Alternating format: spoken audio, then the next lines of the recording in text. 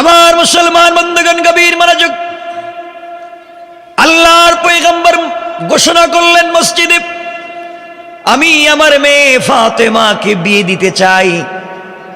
মদিনার মসজিদের ভিতরে জুমার সালাতের পরে ঘোষণা করে দিলেন, কেউ কি আছো আমার মেয়েকে বিয়ে করবা? মনে হয় ফাতেমাকে বিয়ে করার লোক নাই।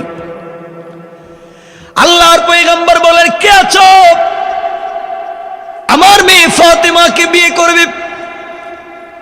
ফাতেমাকে বিয়ে দিতে চাই। এই কথা বলবার পরে সাহাবায়ে কেরামের মধ্যে এমন কেউ নাই যে নবীজির কাছে বিয়ের প্রস্তাব দেয়নি ফাতেমার ব্যাপারে।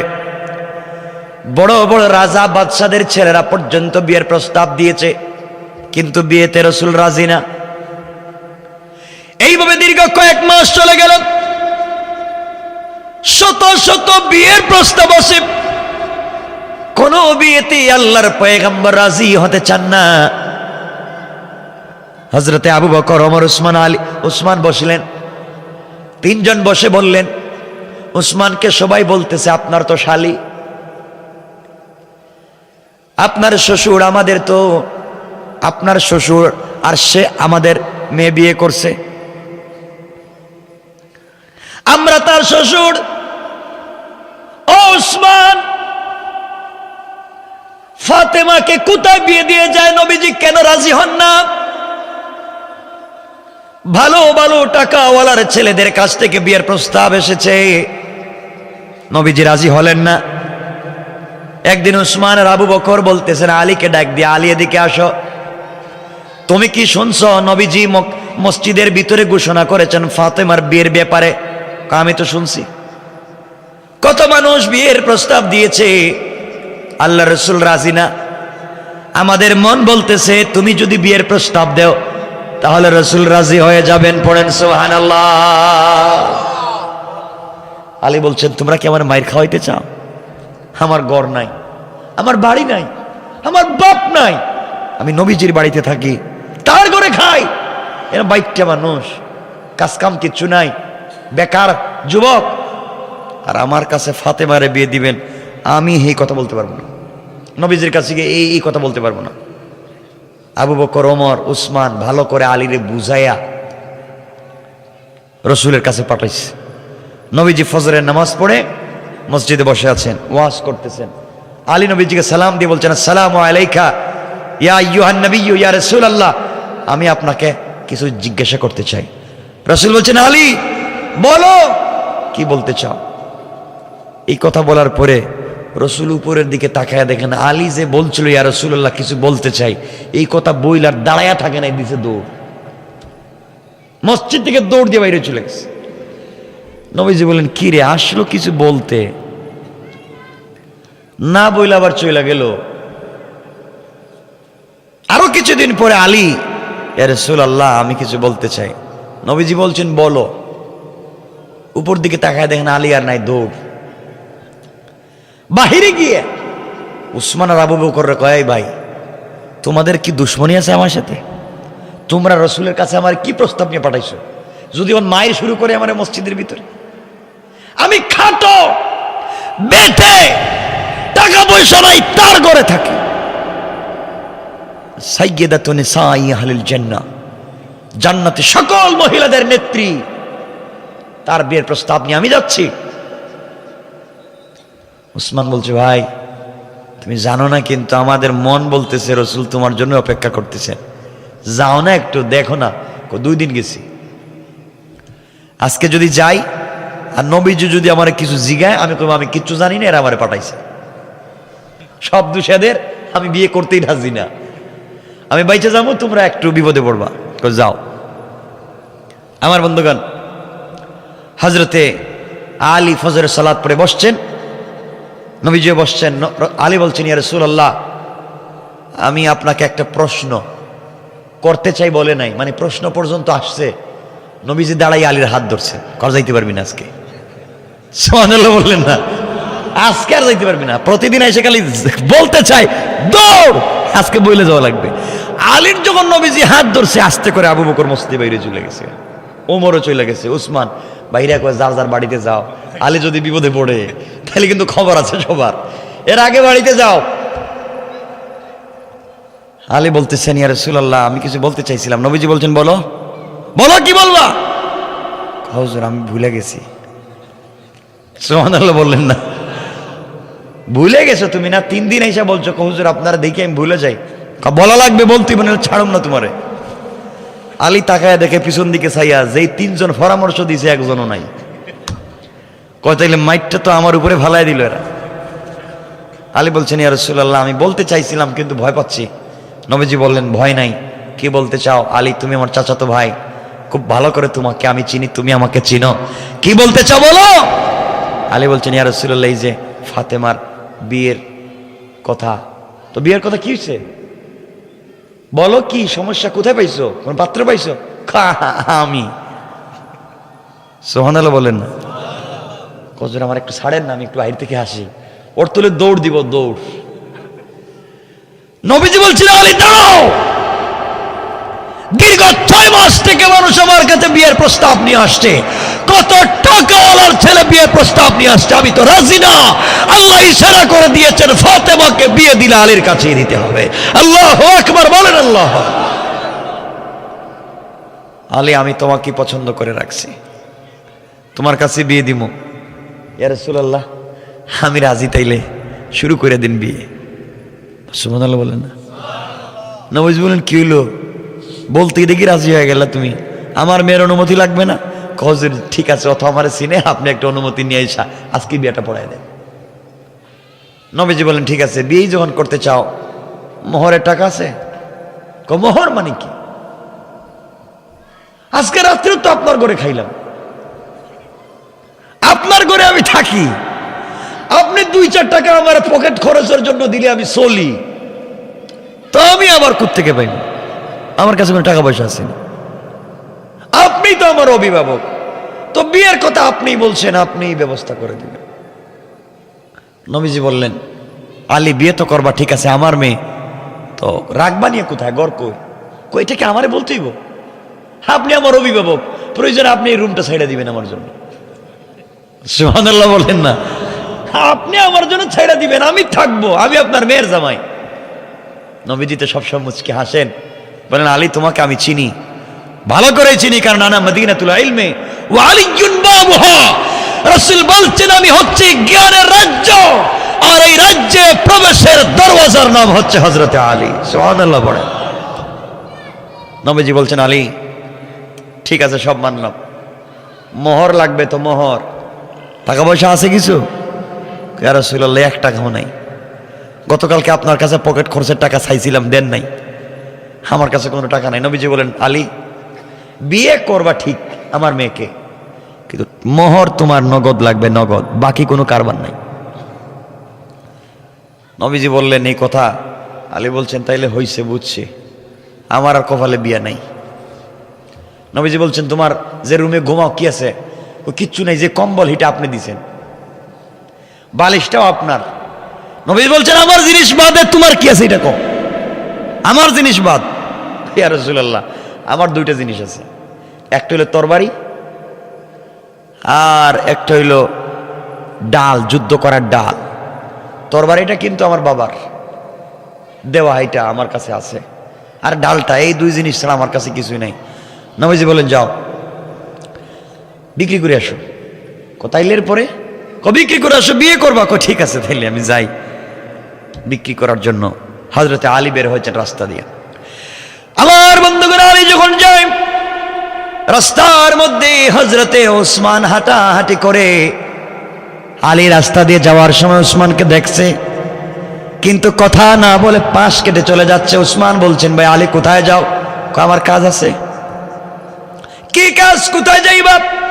কবে আমার ডিস্টার্ব দিয়ে লাভ নাই, আমি একটু বাজারে যাইতেছি, এগুলা নিয়ে। কেন? ওগুলো আমি বিক্রি করতে চাই। বললে, বিক্রি করে কি করবা? আমি তো বিয়ে করব। বিয়ে করবা মানে কারে? আমি তো ফাতেমারে বিয়ে করব। কই মিয়া, বুদ্ধি দিলাম আমরা, আমাদের না জানাইয়া না বইলা দেখি ডাইরেক্ট যাইতেছ। ভাই টাইম নাই, আমার যাইতে দেন, একটু যাইতে দেন, এগুলো সময় না। আমার শালি, আর বিয়ে করবা তুমি, বুঝাইয়া পরামর্শ দিলাম আমি, তুমি আমার ভাইরা ভাই হইবা, আর এখনই দেখতেছি টাইম দিতেছ না। সুবহানাল্লাহ বলেন। ভাই, মোহরের টাকা লাগবে, গরিব মানুষ, টাকা পয়সা নাই, আমি যাই এগুলা বিক্রি করে আসি। হযরত উসমান বললেন, কয় টাকা বিক্রি হবে? আলী বললেন 9 টাকা। উসমান নিজের পকেট থেকে টাকাগুলা দিয়ে দিলেন, বলেন ভাই এগুলো আমার কাছে বিক্রি করে দাও, আর তুমি ওগুলা নিয়ে যাও। হযরতে আলী টাকাগুলা নিয়ে রসুলের পাকের কাছে দিলেন। রসুলের পাক মোহর দিয়া দিলেন, নগদ মোহর দিয়া দিলেন। বিয়ে শুরু হলো। হযরত উসমান চিন্তা করলেন, বিয়েটার পরামর্শ দিয়েছি আমি, তার ডাল তরবারি কিনেছি আমি, আর আলীর তো ডাল তরবারির বড়ই প্রয়োজন। হযরত উসমান এসে আলী এবং ফাতেমার বিয়েতে এই ডাল আর তরবারি আবার গিফট করে দিলেন। সুবহানাল্লাহ বললেন না? উসমানকে চিনেন, বিয়াও হলো, মোহরের টাকাও হলো, আলী তার ডাল তরবারিও পাইলো, কার কাছে হাত পাতা লাগলো না। বলেন না সুবহান। ইসলাম কত সুন্দর, ইসলাম কত সুন্দর। আমার বন্ধুগণ, লম্বা কথা, বিয়ে হয়ে গেল। নবীজি বিয়ের সময় আলীকে কাছে ডাকলেন, ডেকে বলছেন, আলী শোনো, বিয়েতে আমি কিছুই দিতে পারি নাই, আমি খেজুর পাতা দিয়ে বানানো একটা তোশক, পানি উঠাবার জন্য একটা মশক, আর রুটি তৈরি করার জন্য একটা চাক্কি দিয়েছি, আর ছাড়া কিছু দেই নাই। কিন্তু শোনো, ওটা আমার মেয়ে, আমার মেয়েকে তোমার কাছে বিয়ে দিচ্ছি, খবরদার কখনো তার সাথে অন্যায় আচরণ করবা না, তার দিলে তুমি কষ্ট দিও না। ফাতেমা আমার কলিজার টুকরা, আমার শরীরের অংশ। সুবহানাল্লাহ বলেন না? আলীকে বুঝাইয়া দিলেন। ফাতেমাকে ডাক দিয়ে আলাদা রুমে গেলেন, মা তোমাকে আলীর কাছে বিয়ে দিচ্ছি, আলী আমার কলিজার টুকরা সাহাবী, আলী আসাদুল্লাহিল গালিব, আল্লাহর বিজয়ী বাঘ, তোমার স্বামী। মা কখনো আলীর সঙ্গে বেয়াদবি করবা না, কারণ আলী তোমার জান্নাত, আলী তোমার জাহান্নাম। আলীকে সন্তুষ্ট রাখবে, ইয়া রাসূলুল্লাহ, আল্লাহ তোমাকে জান্নাত দিয়ে দিবেন। দুইজনকে সুন্দর করে আলাদা আলাদা করে বুঝাইয়া দিলেন বিশ্বনবী। এইভাবে আপনারাও আপনাদের ছেলে মেয়েদেরকে এভাবে বুঝাতে পারেন। কিন্তু রাসূল পাকের সময় তাদের বিয়ে শুরু হতো নামাজ দিয়া, কুরআন তিলাওয়াত দিয়া, আর আজকালকে আমাদের বিয়ে শাদী শুরু হয় ড্যান্স দিয়া, যাত্রা গান দিয়া। ঠিক কিনা বলেন? এই জন্য বরকত নাই। এই স্বামী স্ত্রী ভালোবাসার মধ্যে কি হলো দেখেন, কষ্ট হচ্ছে না তো? আমার বন্ধুগণ, এক পর্যায়ে বিয়ে হয়ে গেলাম, তাদের ঘর কেমন সুন্দর হয়ে গেল। মুসলমান শোনো, এই আলী আর ফাতেমা সাইয়্যিদাতুন নিসাই আহলিল জান্নাহ, জান্নাতি মহিলাদের সরদারিনী ফাতেমা আসাদুল্লাহিল গালিব। হযরতে আলী তাদের ঘর চলতেছে, 3 বেলা খাবার জুটে না, 2 বেলা খাবার জুটে না, তাদের ঘরে কোনো কষ্ট নেই, অশান্তি নেই। একবার প্রায় 3 দিন হয়ে গেল, ফাতেমার ঘরে কোনো খাবার নাই। আলী কোনো কাজ খুঁজে পাচ্ছেন না। ফজরের সালাতের পরে ফাতেমা বলছেন, স্বামী রে, দীর্ঘ 3 থেকে 4 দিন হয়ে গেল ঘরে খাবার নাই, শরীর কাঁপতেছে, আমি আগের মতো আর দাঁড়াতে পারি না, সালাতের জন্য দাঁড়াতে পারি না। ও আলী, আমি না খেয়ে মারা গেলে আমার কষ্ট নাই, কিন্তু আমার চোখের সামনে যদি আমার কলিজার টুকরা 2টা সন্তান হাসান আর হুসাইন কষ্ট পায়, ওরা যদি কষ্ট পায়, আমি আলী কোনোভাবে ফাতেমা বরদাস্ত করতে পারবো না। সকালবেলা হযরতে আলী ঘর থেকে বের হয়ে গেলেন। শোনো, কি বুঝাতে চাই বুঝো। পরিবারের ভিতরে যদি বোঝাপড়ার মাধ্যমে শান্তি নিয়ে আসতে পারো, খাবারের জন্য দৌড়তে হবে না। আল্লাহ বলেছেন, গোলাম রে, ঘরটাকে তোমরা যদি জান্নাতের টুকরা বানাতে পারো, আমি আল্লাহ তোদের জন্য অরিজিনাল জান্নাত থেকে খাবারের ব্যবস্থা করে দিতে পারি। কোন সুবহানাল্লাহ। আমার বন্ধুগণ, এক পর্যায়ে হযরতে আলী সকালবেলা ঘর থেকে বের হলেন। রাস্তায় গিয়ে চাদর মুড়া দিয়ে রাস্তা দিয়ে হেঁটে যায়। আল্লাহর পয়গম্বর, আখিরি জামানার নবী জনাবে মুহাম্মদ রাসূলুল্লাহ সাল্লাল্লাহু আলাইহি ওয়াসাল্লাম আসতেছেন। রাস্তায় দেখা হয়ে গেল, আমার নবী ডাক দিয়ে বললেন, আলী এত সকালবেলা ঘর থেকে বের হয়ে কোথায় যাও বলো তো? আমার কলিজার টুকরা ফাতেমা কেমন আছে, হাসান আর হুসাইন কেমন আছে, আমাকে কি বলা যাবে? আলীকে বিশ্বনবী প্রশ্ন করবার পরে আলী বলছেন, পয়গম্বরে আরবি 3 দিন হয়ে গিয়েছে আমি ফাতেমার ঘরে খাবার দিতে পারি নাই। ওগো আল্লাহর পয়গম্বর, ফাতেমা দাঁড়াতে পারে না, বিছানা থেকে বসতে পারে না, হাসান আর হুসাইন অজ্ঞান হয়ে পড়ে যায়। জ্ঞান ফিরে ডাক দিয়া বলে, মা তুমি যদি খাবার দিতে না পারো আমাদেরকে নানা জানের কাছে পাঠাইয়া দাও। নানার কাছে যদি চলে যাইবা আর খাবারও যদি না থাকে, আমরা আমাদের কলিজার টুকরা নানার চেহারার দিকে যদি তাকাইবা, একটাবার যখন নানার চেহারার দিকে তাকাই তখন মনে হয় আমাদের 1000 বৎসরের পেটের ক্ষুধা দূর হয়ে যায়। আগো পয়গম্বরে আরবি, ঘরের ভিতরে খাবার নাই, সকালবেলা বের হয়েছি, কেউ যদি আমাকে কাজে নেয় তাহলে কাজে যাব। আল্লাহর পয়গম্বর চোখের পানি ছেড়ে কাঁদলেন আর বলেন, আহারে আমার মেয়ে ফাতেমা, আজকে তার ঘরে খাবার নাই, মানুষ খাবার নষ্ট করে। আল্লাহর নবী বললেন, আলী রে, এই যে সামনে একটা খেজুর গাছ দেখা যায়, খেজুর গাছের নিচে গিয়ে বলবা আমি রসুল বলেছি, আল্লাহর নাম নিয়ে বলবা যেন তোমাকে কিছু খেজুর দেয়। হযরতে আলী দৌড়াইয়া খেজুর গাছের নিচে পৌঁছে গেলেন, গিয়ে দেখেন খেজুর গাছে খেজুর থাকবে তো দূরের কথা, একটা পাতাও নাই, গাছ যেন মরে দাঁড়িয়ে আছে এমন একটা খেজুর গাছ। আলীর মনে বিশ্বাস ছিল আল্লাহর পয়গম্বর বিশ্ব নবী পাঠিয়েছেন, বিশ্বাস ছিল আল্লাহর উপরে। খেজুর গাছের নিচে গিয়ে সালাম দিয়ে রাসূল পাকের সালাম পৌঁছে দিয়ে বলেন, খেজুর গাছ, নবীজি বলে দিয়েছেন আল্লাহর হুকুমে আমাকে কিছু খেজুর দেওয়ার জন্য। বলতে দেরি হয়েছে, রিওয়ায়াত হলো এমন সময় এই খেজুর গাছ থেকে তাজা তাজা খেজুর গাছের নিচে পড়তে দেরি হয় না। হযরত আলী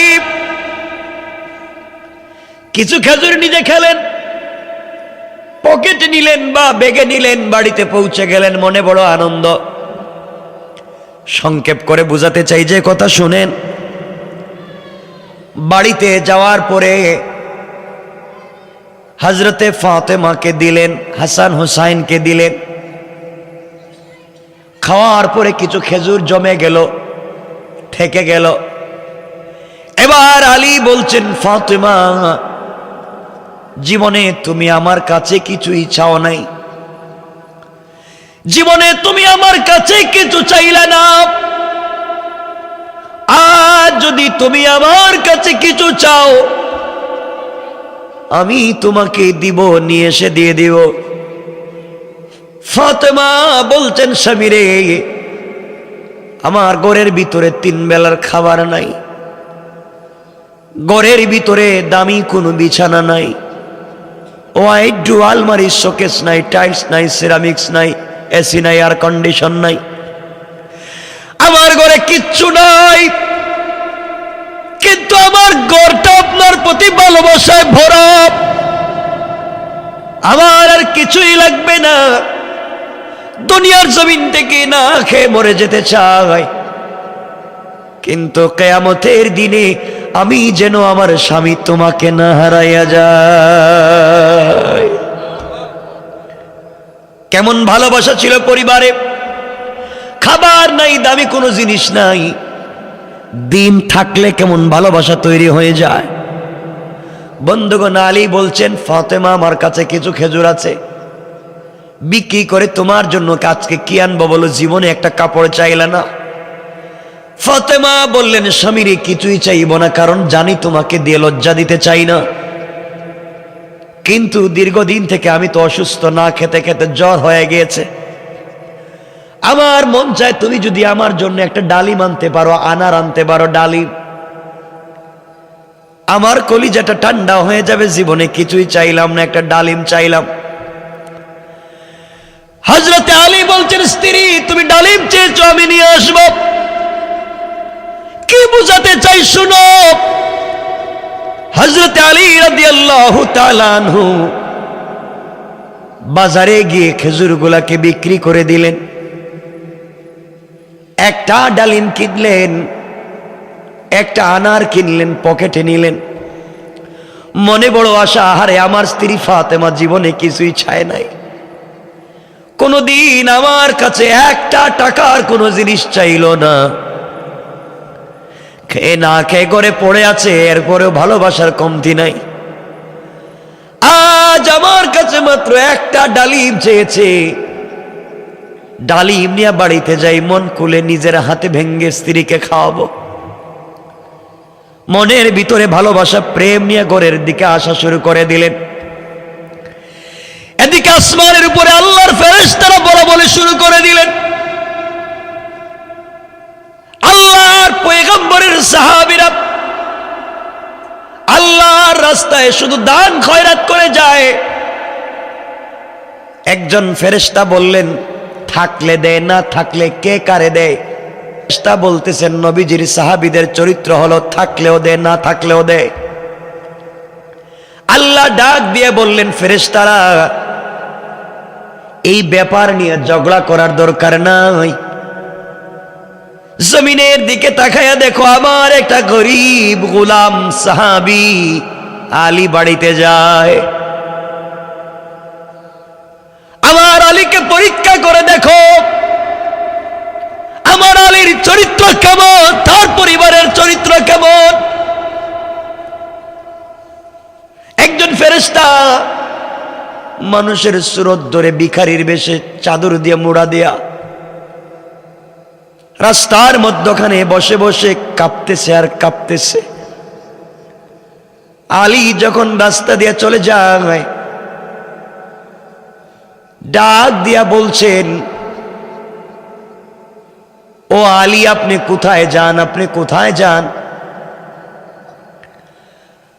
আলী বললেন, আমি বাড়িতে যাই। ফেরেশতা ভিক্ষুকের বেশ নিয়ে বলছেন, আলী রে,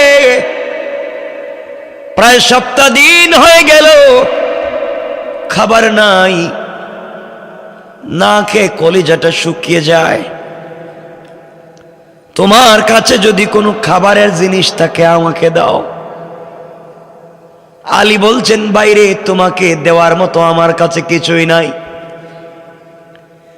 ফেরেশতা ডেকে বলছেন, আলী রে, তোমার পকেটে তো একটা ডালিম দেখা যায়, তুই না বললা কেন? আমরা হইলে বলতাম তোমার চোখে ঠাডা পড়ছে। আমার জীবনে স্ত্রী কিছুই চায় না, একটা ডালিম চাইছে, তার দিকে তোমার চোখ গেল। আলী বললেন, ও ভিক্ষুক তুমি শোনো, বাড়িতে আমার স্ত্রী বড় অসুস্থ, দীর্ঘদিন পর্যন্ত জ্বর হয়েছে, আমার জীবনে তার কাছে কোনোদিন কিছুই দিতে পারি নাই। আজকে আমার কাছে একটা ডালিম চাইছে, জ্বরে আক্রান্ত হয়েছে, বাড়িতে নিয়ে যাই। ফেরেশতা বলতেছেন, ভাই বুঝতে পেরেছি, আমাকে দেওয়ার দরকার নাই, কিন্তু আল্লাহর ওয়াস্তে যদি দেও তাহলে আমি নিব। আলী এবার চিন্তা করলেন, তুমি আমার আল্লাহর নাম বলেছ, আমি আমার স্ত্রীকে ভালোবাসি, আমার সন্তানদেরকে ভালোবাসি, আমার নবীকে আমি ভালোবাসি, কিন্তু ভিক্ষুক তুই জানিস না আমি আমার আল্লাহকে কত ভালোবাসি। তুমি আমার আল্লাহর নাম বলেছ, যে আল্লাহর জন্য আমি আলী জীবন পর্যন্ত দিতে পারি, এই আল্লাহর নাম তুমি এই মুহূর্তে বলেছ। ও ভিক্ষুক, আল্লাহর নাম বললে কাউকে ফিরিয়ে দেওয়া যায় না, কিন্তু ডালিম আছে মাত্র একটা, তোমাকে দিয়ে দিলে বাড়িতে গিয়ে কি জবাব দিব? ভাইরে তুমি অর্ধেকটা খেয়ে ফেলো, অর্ধেকটা বাড়িতে নিয়ে যায়। হযরত আলী ডালিম অর্ধেক এই ফকির বেশের ফেরেশতাকে দিয়ে দিলেন, অর্ধেক ডালিম নিয়ে বাড়ির দিকে রওনা দিলেন। ফকির ডাক দিয়ে বলছে, আলী রে, আপনি যায়েন না, আপনি আমার সামনে বসে পড়েন, আপনার চেহারা দেখে দেখে আমি খাবো, আমার কলিজাটা ঠান্ডা হয়ে যাবে, আপনি সুযোগ দেন। হযরত আলী বসে পড়লেন। এই ভিক্ষুক বেশের ফেরেশতা ডালিমের অর্ধেক খাওয়ার পরে বলতেছে, আলী রে, আমি তো অর্ধেক ডালিম খেয়েছি, আমার মনে হয় আমার কলিজার অর্ধেক ঠান্ডা হয়ে গিয়েছে, বাকি অর্ধেকটা যদি দেও পুরা কলিজা ঠান্ডা হয়ে যাবে, শান্তি পাবো। আলী ডাক দিয়া বললেন, বাইরে তোমার কি বিবেক নাই? আমি আমার অসুস্থ স্ত্রীর জন্য নিয়ে যাই, তুমি কি বলছো? ভিক্ষুক ডাক দিয়া বলছে, আলী রে, আমার জন্য না, তুমি যদি আল্লাহর ওয়াস্তে দাও। সুবহানাল্লাহ বললেন না? এবার আলী বললেন, আবার আমার আল্লাহর নাম বলেছো, আমার আল্লাহর নাম যেহেতু আবার নিয়েছো, আমি তোমাকে বাকি অর্ধেকও দিয়ে দিলাম। বাকি অর্ধেক দিয়ে এখন বাড়ির দিকে যায়, আর চিন্তা করে এখন কেমনে বাড়িতে যাব, এক কদম যায়, দুই কদম পিছনে যায়। বাড়িতে গিয়ে কি জবাব দিব স্ত্রীকে? স্ত্রী যদি বলে, একটা ডালিম বলছিলাম আনতে পারলা না, তুমি কেমন জামাই? কথা বলেন নাকি? তোমার কাছে একটা ডালিম চাইলাম, তুমি দিতে পারলা না।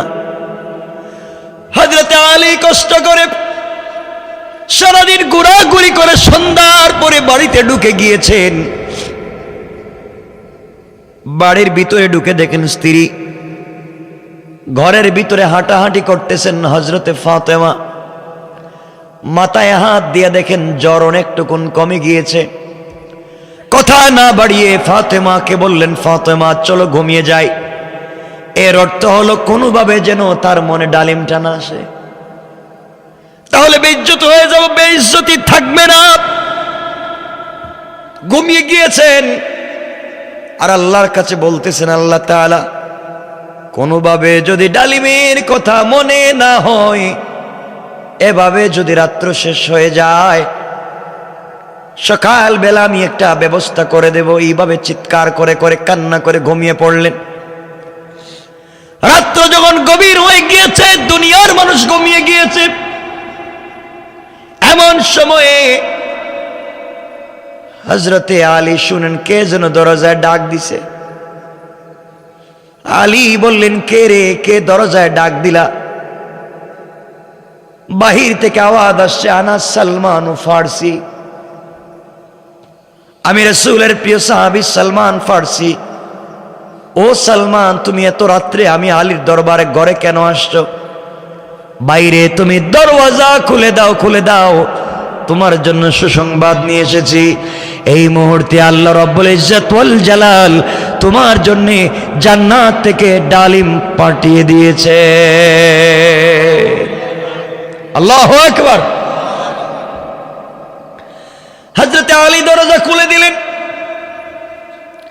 ডালিমগুলা হাতে নিলেন, এক একটা করে গুনতে লাগলেন।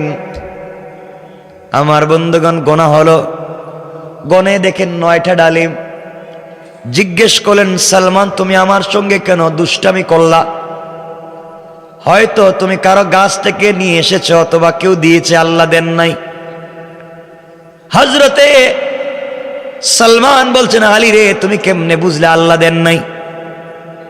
আলী বলছেন, ভাই সালমান, আজকের দিনে আমি আল্লাহর রাস্তায় একটা ডালিম দান করেছি, আর আমার আল্লাহ বলেছেন, মান জাবিল হাসানাতি ফালাহু আশরু আমসালিহা, যে আল্লাহ রাস্তায় 1 দিবে, কমপক্ষে আল্লাহ দিলে তাকে 10 দিবেন। আজ তুমি আমি আল্লাহর রাস্তায় একটা ডালিম দিয়েছি, আল্লাহ দিলে তো আমাকে 10টা দিবে, এখানে দেখতেছি 9টা। সুবহানাল্লাহ বললেন না? এই জন্যে বুঝতে পেরেছি আল্লাহ পাঠান নাই, তুমি কোনো বাগান থেকে নিয়ে এসেছো, আমার সঙ্গে দুষ্টামি করেছ। সালমান বললেন, ভাই একজন বলছিল 10টা দিবে, দিছে 9টা, তো আমার দোষ কি আপনারা এখানে না কেন? আলী ডাক দিয়া বললেন, সালমান, আমি যদি মনে করতাম আমার আল্লাহর নাই, গরিব ফকির, তাহলে মানতাম। আমার আল্লাহ তো গরিব না। যদি মেনে নিতাম আমার আল্লাহ খুব কৃপণ, দেয় না, তাও মেনে নিতাম। আল্লাহ তো কৃপণ না, দানশীল। তাহলে 9টা দিবে কেন? 10টা দেওয়ার কথা, আরো বাড়িয়ে দেওয়ার কথা। তুমি বুয়া কার গাছ থেকে নিয়ে এসে আমাকে বুঝাচ্ছ, চলে যাও। হযরতে সালমানকে ঘর থেকে বের করে দরজা লাগায় দিলেন। আবার ঘরের দরজায় নক করলেন। হযরতে আলী দরজা খুলে দিলেন। সালমান বলছেন, ভাই আলী রে, আল্লাহর রাসূল আমাকে ঠিক 10টা দিছিলেন, আল্লাহ 10টাই জান্নাত থেকে পাঠাইছেন। তোমার ঈমান পরীক্ষা করবার জন্য একটা আমার পকেটে রেখে দিছিলাম। সুবহানাল্লাহ বললেন না? বুঝতে চাইছিলাম তোমার ঈমান কেমন। দেখলাম রাসূলের সাহাবীরা 10এ বিশ্বাস করে, 9এ বিশ্বাস করে না। এমন ঈমান একদিনে তৈরি হয় না। পরিবারের ভিতরে যদি আন্তরিকতা থাকে, এমন ঈমান তৈরি হতে পারে। কোন ঠিক কিনা? আমার বন্ধুগণ, কষ্ট হচ্ছে ভাই? সোয়া 12টা হয়ে গেছে, সঙ্গে করে দিই, লম্বা করার দরকার নেই। হ্যাঁ, বাপরে বাপ, গতকালকে একটা 10 হয়েছে, তো আজকে 10 পর্যন্ত করবো না? গতকালকে উঠছে দেরিতে, তো আজকে উঠলাম তো অনেক আগে উঠলাম। কয় ঘন্টা হয়েছে হিসাব আছে? 2 ঘন্টার উপরে। কষ্ট হচ্ছে না? কয় না, কষ্ট হচ্ছে দেখতেছি যে মাঝে মাঝে মুরব্বীরা উঠে 1জন 2জন বসে প্রস্রাবে ধরে, মনে হাজত আছে। কষ্ট হচ্ছে? একটু হাত উঠে দেখান কার কার কষ্ট হচ্ছে না। হচ্ছে না বলছি, ঠিক আছে না? কষ্ট হচ্ছে না তো? আল্লাহ কবুল করুক। জোরে বলেন, আর আওয়াজ করে বলেন, চিৎকার করে বলেন আমিন। এমন পরিবার চাইতো? ইনশাল্লাহটা বলেন। আমার বন্ধুগণ, আমার ভাইরা, কথা তো লম্বা, আমি পরিবারকে বুঝাতে চাই। কি বুঝাতে চাই শুনেন। আমার ভাইরা, পরিবারকে সুন্দর পরিবার করুন, বুঝাপড়ার পরিবার বানান।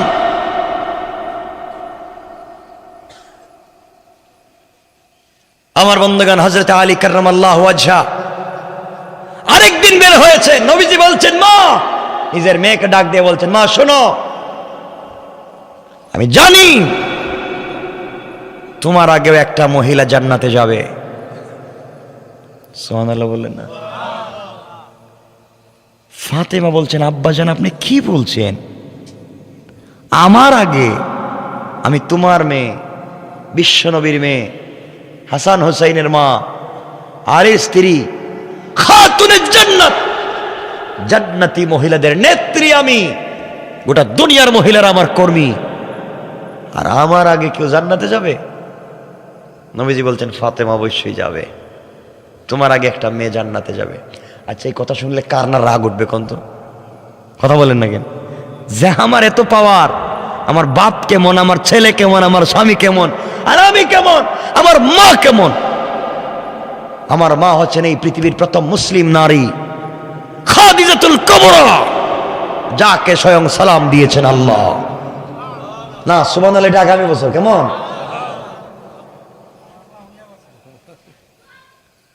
এমন মায়ের মেয়ে, এমন বাবার মেয়ে, আর আমার আগে একটা মহিলা জান্নাতে যাবে। বাপ, বিশ্বাস করি না। আপনি আমার এটা বুঝেন কেমনে? নবীজি বলেন, মা বুঝবা, একটু সময় নাও। হযরতে ফাতেমা বলছেন, বাপ আমারে বুঝাই দিতে হইব কেমনে আমার আগে আরেকটা মহিলা জান্নাতে যায়।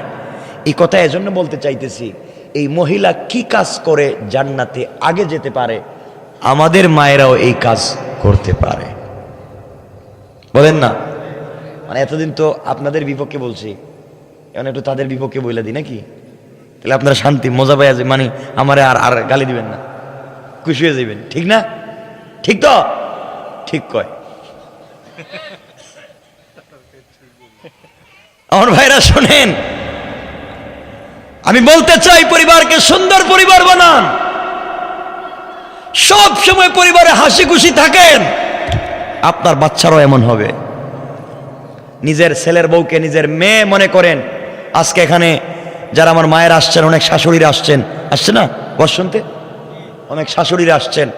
আজকে তো ঘরের ভিতরে দেখবেন শাশুড়ি আর বউ যুদ্ধ তো আছেই। এটা মানে আমেরিকা আর রাশিয়ার যুদ্ধ মনে করেন। প্রতিদিন 2-4 হুমকি দমকি হয়, ঠিক না? ঠিক কেন? এগুলা চলবে না, এগুলা পরিবারে চলবে? কথা বলেন না কেন? শাশুড়িরা ছেলের বউকে নিজের মেয়ে মনে করেন, নিজের মেয়ের হাজার দোষ যেমন আপনার চোখে পড়লেও দোষ মনে করেন না, নিজের ছেলের বউর হাজার দোষকে আপনি দোষ মনে করবেন না।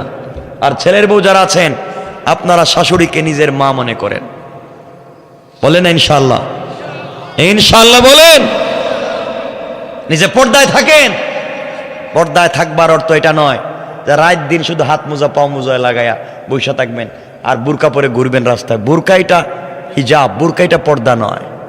বুরকা তো আজকালকের বুরকা একটা ফ্যাশন, এটা ডিজাইন। কথা বলেন না কেন? পর্দা হলো মাথার চুল থেকে পায়ের পাতা পর্যন্ত এমন একটা পোশাককে ছেড়ে দেওয়া, যেই পোশাক ছেড়ে দিলে শরীরের কোনো অঙ্গ প্রত্যঙ্গ বোঝা যায় না, তার নামই হচ্ছে পর্দা। কথা বুঝাইতে পারছি? এমন পর্দার দরকার। ইনশাল্লাহ বলেন, সবাই বলেন ইনশাল্লাহ।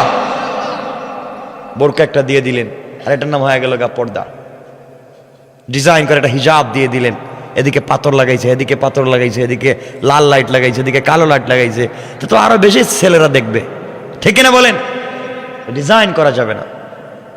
মায়েরা বোনেরা ব্রু প্লাক করা যাবে না, এগুলো হারাম, হারাম। আলগা চুল মাথায় লাগানো যাবে না, হারাম।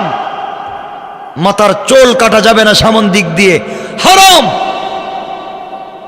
দেখবেন মহিলারা ব্রু প্লাক করেনি, হারাম।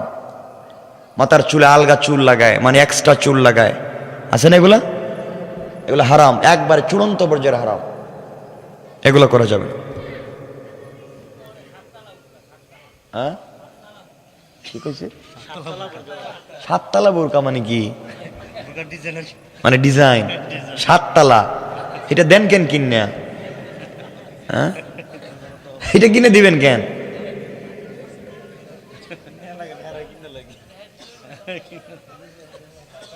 মহিলাদেরকে মার্কেটে দিবেন কেন? তাদের নিজের মতো চলতে দিবেন কেন? ঘরকে সুন্দর ঘর বানান।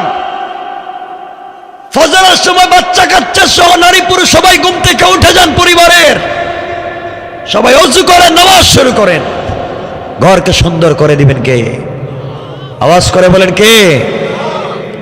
হযরতে ফাতেমাকে রাসূল পাক বলছেন, মা তোমার আগে একটা মেয়ে জান্নাতে যাবে। ফাতেমা বলছেন, বাপ এগুলো বুঝি না, আমার আগে জান্নাতে যাবে, মেয়েটারে দেখাই লাগবে না? দেখা লাগবে না?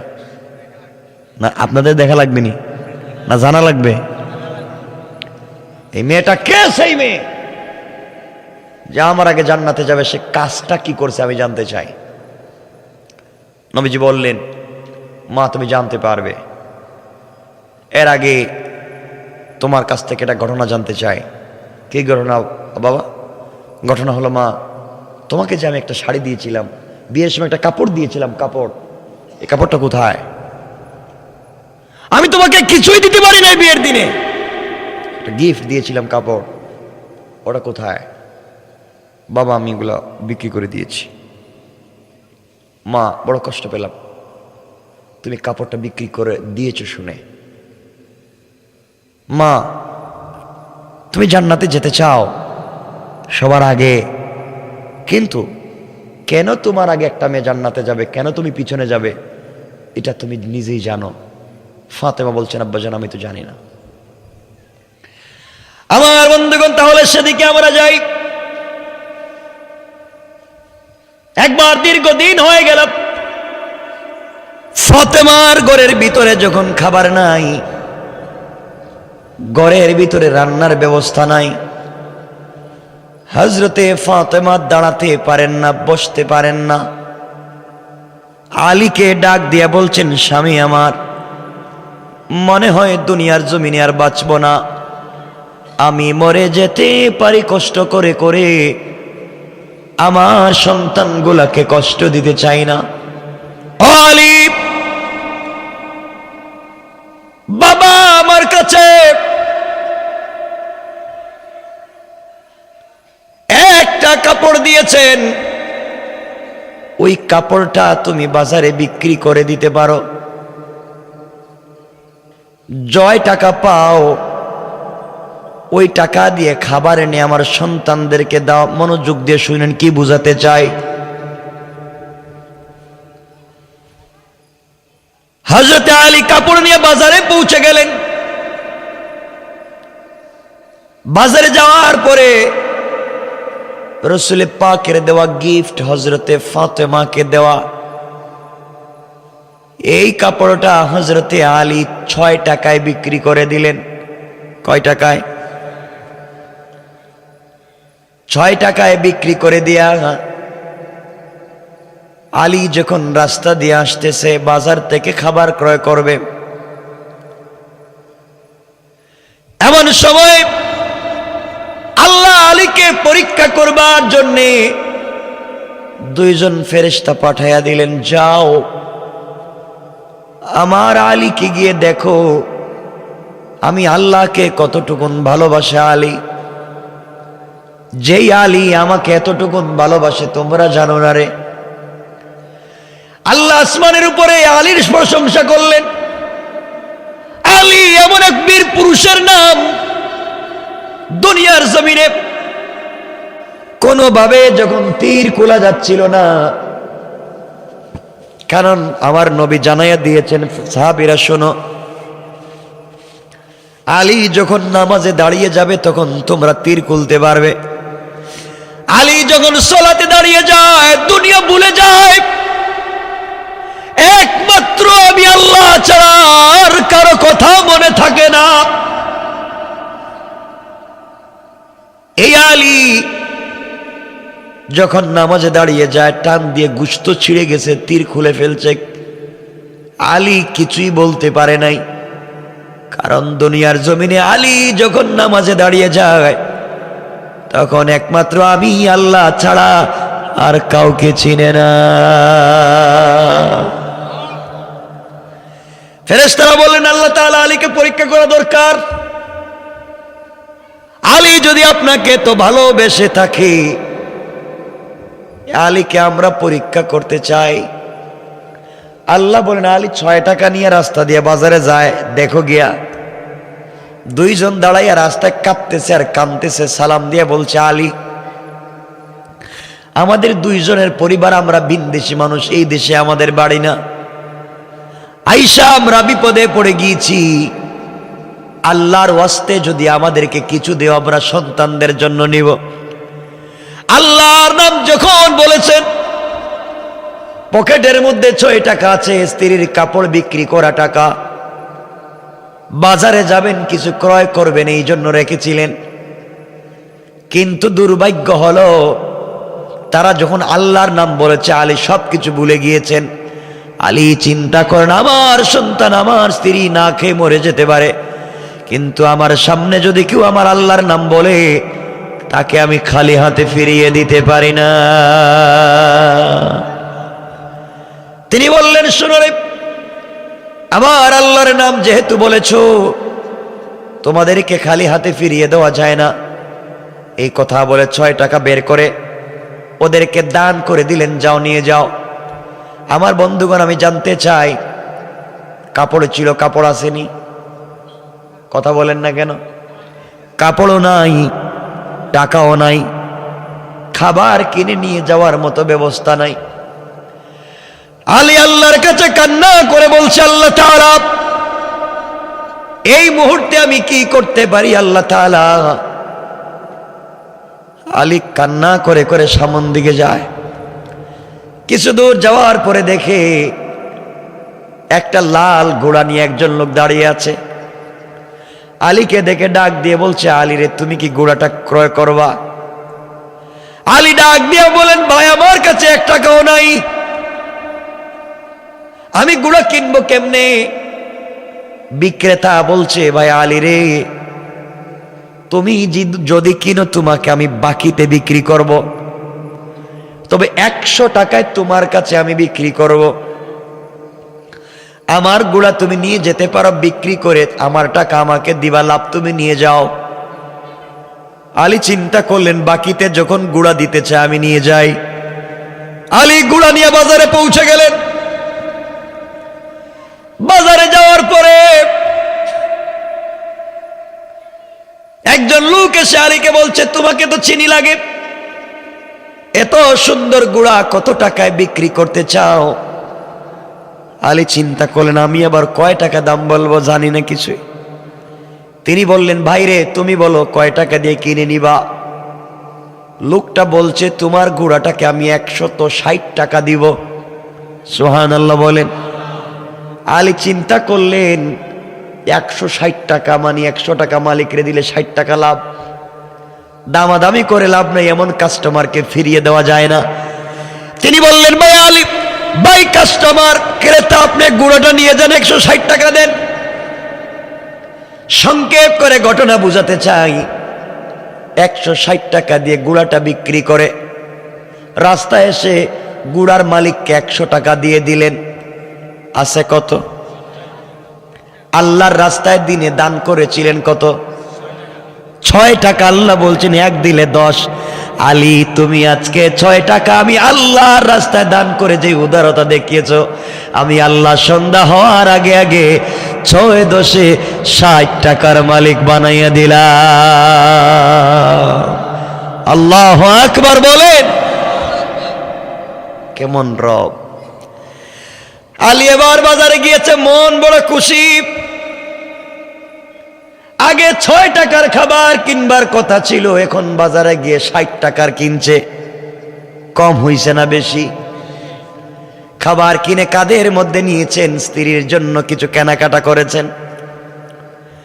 বাড়ির দিকে যান, কাঁধের মধ্যে বস্তা। বাড়ির দরজায় গিয়ে হাজির হয়ে গিয়েছেন।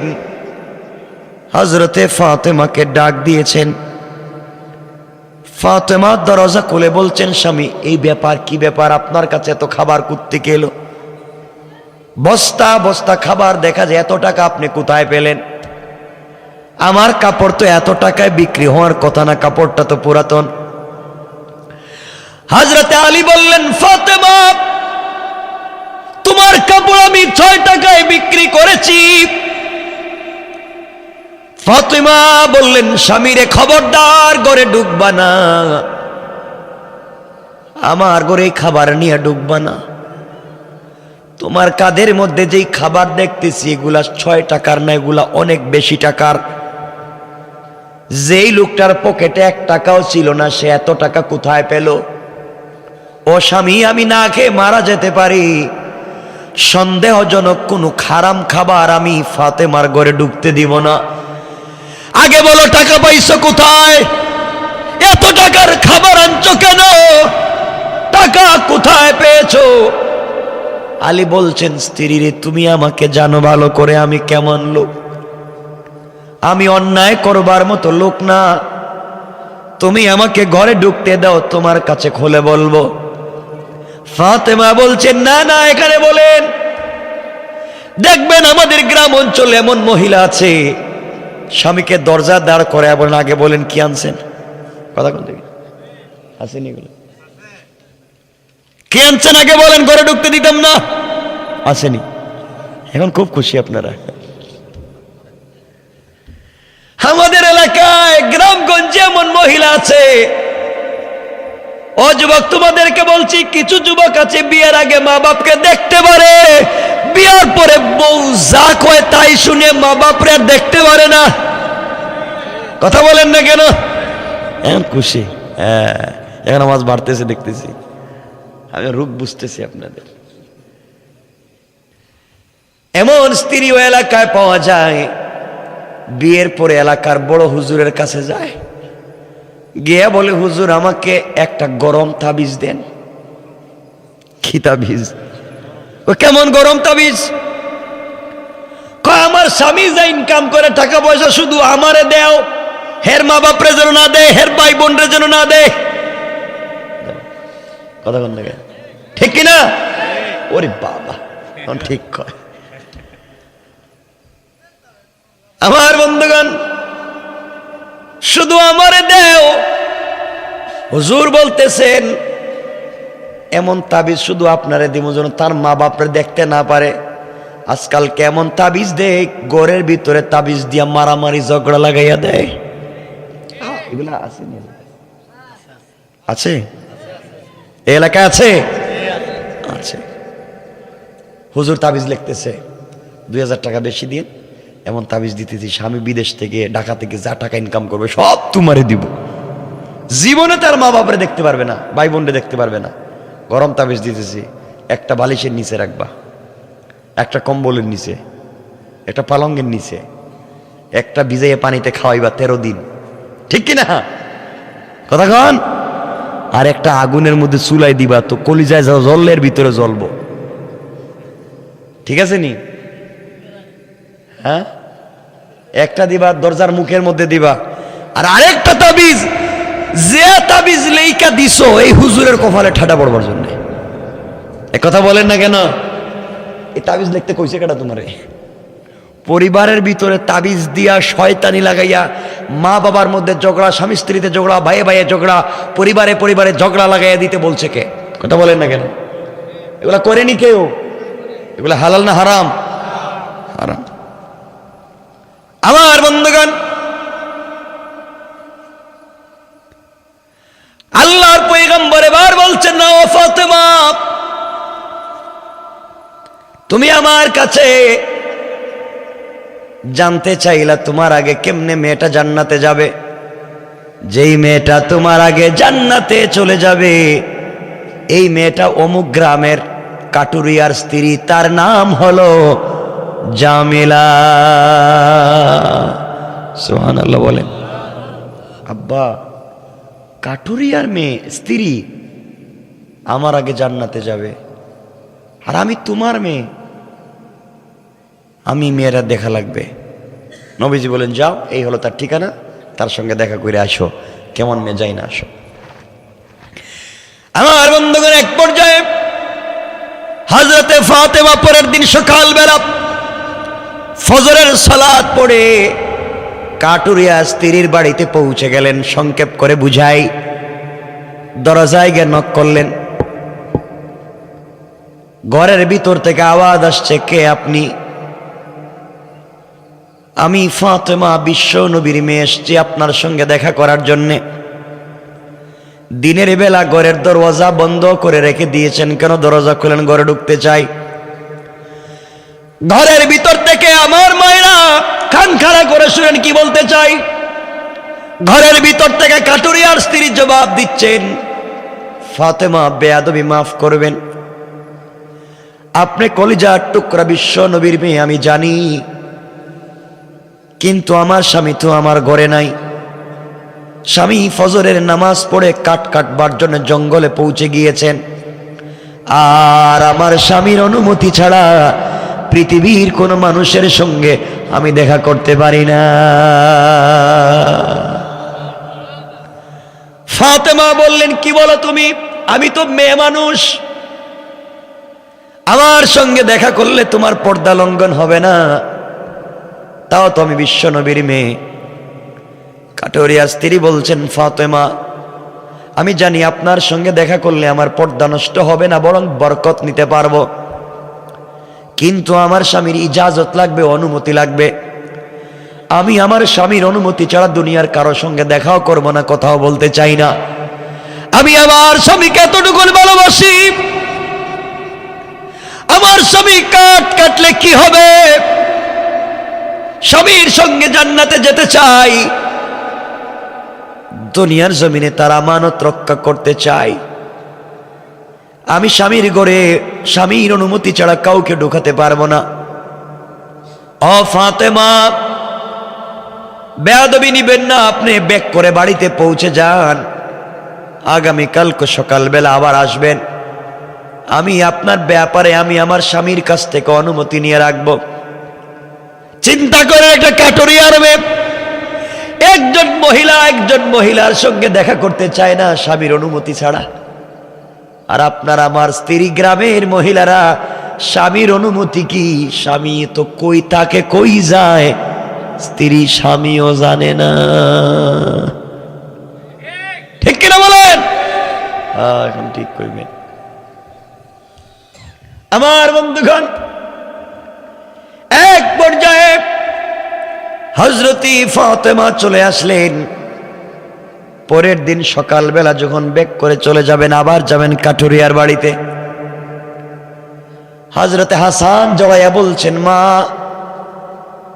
গতকালকে সকালবেলা কোথায় গিয়েছিলা, তোমাকে খুঁজে পাই না, আজ আমাকে না নিয়ে তুমি যাইতে পারবা না। ফাতেমা ডাক দিয়া বললেন, বাবারে আমাকে একা যেতে দাও। হাসান বলছেন, আম্মা জান তুমি আমাকে না নিয়ে যাইতে পারবা না। ফাতেমা বললেন, বাবা চলো আমার সঙ্গে চলো। হযরতে ফাতেমা হাসানকে নিয়ে চলে গেলেন। কাটুরিয়ার বাড়িতে পৌঁছে সালাম দিয়ে বললেন, বোন আমি গতকালকের ফাতেমা এসেছি, দরজা খুলে দাও। হাসান বলতেছেন, আম্মা জান বুঝতে পেরেছি গতকালকে আপনি ওই জায়গায় এসেছিলেন। ঘরের ভিতর থেকে কাটুরিয়ার স্ত্রী জামেলা ডাক দিয়া বলছেন, বোন ফাতেমা দরজা খুলে দিতে পারি, আপনি এসেছেন, কিন্তু আপনার কাছে একটা পুরুষ বাচ্চার আওয়াজ শোনা যায়, সে কে? ফাতেমা বললেন, আমার ছেলে, ও প্রাপ্তবয়স্ক নাবালিগ হাসান আমার সঙ্গে এসেছে, দরজা খুলে দাও। কাটুরিয়ার স্ত্রী জামেলা বলছেন, বোন ফাতেমা বেয়াদবি নিবেন না, আমি আমার স্বামীর কাছ থেকে আপনার ব্যাপারে অনুমতি নিয়ে রাখছি, কিন্তু হাসানের সঙ্গে দেখা করবার অনুমতি নেই নাই। আপনি আজও বেক করে চলে যান, আগামীকালকে আসবেন, আমি হাসানের ব্যাপারেও অনুমতি নিয়ে রাখবো। পড়েন সুবহানাল্লাহ। ফাতেমা বললেন, বোনরে আমার ছেলে নাবালিগ ছেলে, তার সামনে বের হলে কিছু হবে না। কাটুরিয়ার স্ত্রী বলছেন, ফাতেমা আমি জানি কিছু হবে না, কিন্তু আমার স্বামী তো আমাকে অনুমতি দেয় নাই, আর আমার স্বামী অনুমতি না দিলে আজরাইল ছাড়া ঘরে কাউকে ঢুকতে দিতে পারি না। চিন্তা করেন কেমন আমানতদার। হযরতে ফাতেমা জবিক করে চলে আসলেন। পরের দিন সকালবেলা তিনি যখন চলে যাবেন, হযরতে হুসাইন মাকে জড়াইয়া বলতেছে, আম্মা জান গতকালকে সকালবেলা ভাইকে নিয়ে কই গেছিলা, আমাকে নেও নাই, আজ কিন্তু আমাকে না নিয়ে যাইতে পারবা না। হযরতে ফাতেমা নাসুর বান্দা হুসাইনকে রেখে যেতে পারলেন না। আজ হুসাইন সাথে গেল। কাটুরিয়ার বাড়িতে পৌঁছার পরে সালাম দিয়া বলছেন, বোনরে দরজা খুলে দাও, আমি ফাতেমা এসছি, গতকালকে যে এসেছিলাম। হুসাইন বলতেছেন, আম্মা জান গতকালকে বাইরে নিয়ে তুমি এই বাড়িতে আসছিলা। এবার কাটুরিয়ার স্ত্রী বলছেন, ও ফাতেমা আজ আরেকটা ছেলে মানুষের কণ্ঠ শোনা যায়। ফাতেমা বলেন, ওটা আমার ছোট ছেলে হুসাইন। জামেলা বলছেন, বোন বেয়াদবি নিবেন না, আপনি চলে যান, আজও আমি দেখা করতে পারবো না, কারণ হুসাইনের ব্যাপারে স্বামীর সঙ্গে কোনো কথা বলি নাই, আর স্বামীর অনুমতি ছাড়া আমি দুনিয়ার কারো সঙ্গে কথা বলতে পারবো না, দেখা করতে পারবো না। বিরক্ত হয়ে চলে আসলেন। চতুর্থ দিন গিয়েছেন, একা একা গিয়েছেন, দরজায় নক করে বলছেন, ফাতেমা এসছি, দরজা খোলো। মহিলা দরজা খুলে সালাম দিয়েছেন। ফাতেমা ঘরের ভিতরে ঢুকলেন। ঘরের ভিতরে ঢুকে কি আশ্চর্য কারবার! ঘরের দরজার মধ্যে দেখা যায় একটা দড়ি রাখা, ঘরের দরজা একটা ছড়ি রাখা মানুষকে পিটাবার জন্যে, ঘরের দরজার সামনে একটা চাকু রাখা, ছুরি রাখা। জিজ্ঞাসা করলেন, ও জামেলা এগুলা কি? জামেলা বলছেন, ফাতেমা আমি সব সময় স্বামীর আনুগত্য থাকতে চাই, আমার গলার কণ্ঠস্বর যেন কোনো কারণে স্বামীর উপরে না যায়, সকল কাজে আমি স্বামীকে সন্তুষ্ট করতে চাই, কোনোভাবেই যেন স্বামীর সঙ্গে আমার বেয়াদবি না হয়ে যায়। এরপরেও কোনো কথায় স্বামী যদি আমার কোনো কাজে কষ্ট পায়, ঘরের দরজায় দড়ি রেখে দিয়েছি, স্বামীকে বলে দিয়েছি, স্বামী রে আমার কোনো আচরণে যদি আপনি কষ্ট পান, এই দড়ি দিয়ে আমাকে আচ্ছা মতো করে বাঁধবেন, এই ছড়ি দিয়ে আচ্ছা মতো করে আপনি পিটাইবেন। এই ছুরি দিছি, বড় অপরাধ করলে হত্যা করে দুনিয়া থেকে বিদায় দিবেন। আমি আমার স্বামীর বিরুদ্ধে চলে স্বামীকে কষ্ট দিয়ে দুনিয়ার জমিনে 1 মিনিটও থাকতে চাই না। আমার স্বামী কষ্ট পায়, আমার স্বামীর দিলে আঘাত লাগে, ব্যথা লাগে, এমন কোনো কাজ আমি করতে চাই না।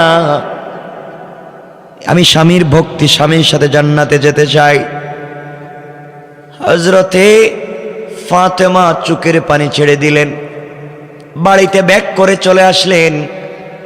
বাবার কাছে লম্বা কথা, বাবার কাছে গিয়ে বলেন, আব্বা জান মহিলার বাড়িতে গিয়েছিলাম, মহিলার চরিত্র সম্পর্কে জেনেছি, সব বুঝলাম। ওই মহিলা জান্নাতি, এতে সন্দেহ নাই। স্বামীকে বড় ভক্তি করে, স্বামীর শ্রদ্ধা করে, স্বামীকে সম্মান করে, স্বামীর কণ্ঠের উপরে কথা বলতে চায় না।